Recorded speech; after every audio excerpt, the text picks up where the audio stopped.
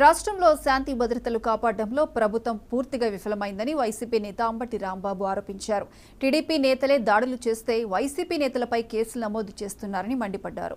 YCP నేతలపై కేసులు పెట్టడమే టీడీపీ పనిగా పెట్టుకుందని, టీడీపీ బెదిరింపులకు వైసీపీ భయపడదని అన్నారు. శాంతి భద్రతలపై చంద్రబాబు శ్వేతపత్రం విడుదల చేయాలని, జగన్ రోడ్డుపైకి తీసుకువస్తే పరిస్థితి వేరే విధంగా ఉంటుందని హెచ్చరించారు. దానిలో ప్రధానమైనది ఏంటంటే మూడు విషయాలను మాత్రం ప్రస్తావన చేస్తా. అదేమిటంటే మన ఉమ్మడి జిల్లాలో, పల్నాడు జిల్లాలో వినుకొండలో జరిగినటువంటి ఒక దారుణమైన హత్య.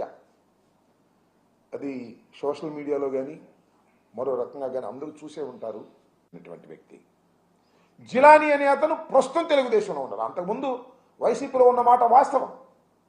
ఒక 2 సంవత్సరాల క్రితమో సంవత్సరం క్రితమో ఉన్నారు. ఎలా ఉన్నారంటే లావు శ్రీకృష్ణదేవరాయలు గారు కూడా మా పార్టీలో ఉన్నారు కదా అప్పుడు, అట్లాగే అప్పుడు ఉన్నారు. ఎలా అంటే పార్థసారథి గారు మా పార్టీలో ఉన్నారు కదా అప్పుడు, అలాగే ఉన్నారు. అలాగే ఆనం రామనారాయణ రెడ్డి గారు మా పార్టీలో ఉన్నారు కదా, అలాగే ఉన్నారు. అక్కడ తెలుగుదేశంలోకి వెళ్ళారు.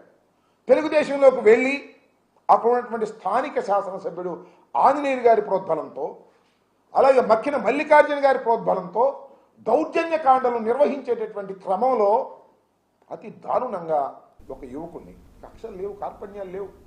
నేను అడుగుతా ఉన్నా, పోనీ ఆ రషీద్ అనే అతను ఇంతకుముందే ఉన్న